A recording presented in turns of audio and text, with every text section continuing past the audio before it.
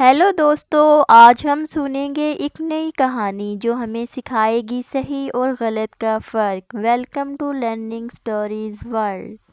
رمضان کے آخری دن تھے۔ ایک چھوٹا سا بچہ آٹے کے لیے دکان پر گیا، مگر دکاندار نے ادھار دینے سے انکار کر دیا۔ اسی رات اس کی ماں نے اللہ سے ایک دعا مانگی، پھر جو ہوا اس نے پورے محلے کو حیران کر دیا۔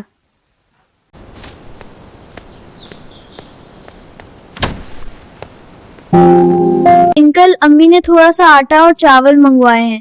ابو کا کام جلد لگ جائے گا، ہم آپ کے پیسے واپس کر دیں گے۔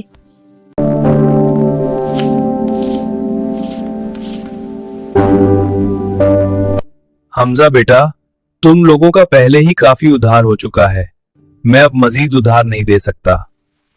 انکل، بس آج دے دیں، امی نے کہا ہے ہم جلد پیسے واپس کر دیں گے۔ نہیں بیٹا، میں اب مزید ادھار نہیں دے سکتا۔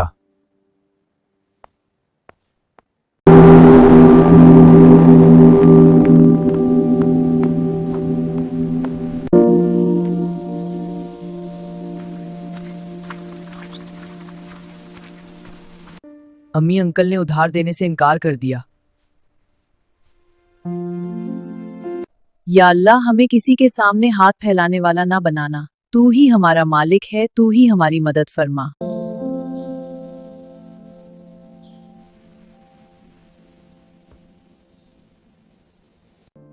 سنیے، رمضان ختم ہونے والا ہے، کیا آپ نے اس سال کی زکوٰۃ نکال لی؟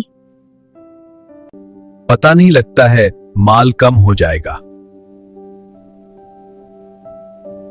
ہمارے پیارے نبی صلی اللہ علیہ وسلم نے فرمایا کہ صدقہ اور زکوٰۃ دینے سے مال کم نہیں ہوتا، بلکہ اللہ اس میں برکت ڈال دیتا ہے۔ ایک اور حدیث میں آتا ہے کہ زکوٰۃ مال کو پاک کرتی ہے اور دل سے لالچ کو دور کر دیتی ہے۔ سبحان اللہ۔ ماما، زکوٰۃ کیا ہوتی ہے؟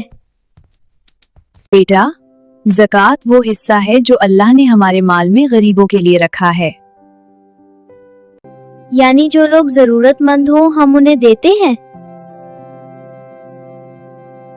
جی ہاں، اور قرآن میں بھی بتایا گیا ہے کہ زکوٰۃ غریبوں، مسکینوں اور ضرورت مندوں کا حق ہے۔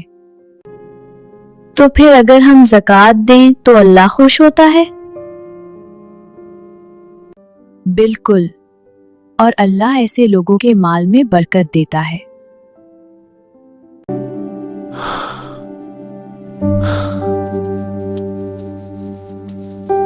نہیں بیٹا، میں اب مزید ادھار نہیں دے سکتا۔ چلو بیٹا، آج ہم اپنی زکوٰۃ ادا کرتے ہیں۔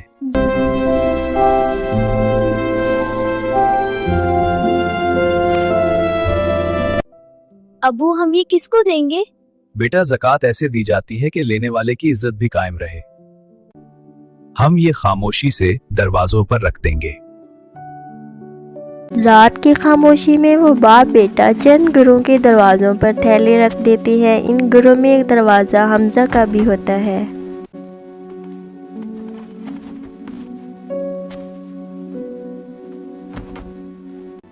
امی، جلدی آئیں۔ امی دیکھیں، آٹا، چاول، کھجورے اور پیسے۔ یا اللہ، تو واقعی اپنے بندوں کو کبھی اکیلا نہیں چھوڑتا۔ ابو، دل کو بہت اچھا لگ رہا ہے۔ بیٹا، یہی زکوٰۃ کی اصل برکت ہے۔ جی دوستو، یاد رکھیں، زکوٰۃ دینے سے مال کم نہیں ہوتا، بلکہ اللہ اس میں ایسی برکت ڈال دیتا ہے جو کبھی ختم نہیں ہوتی۔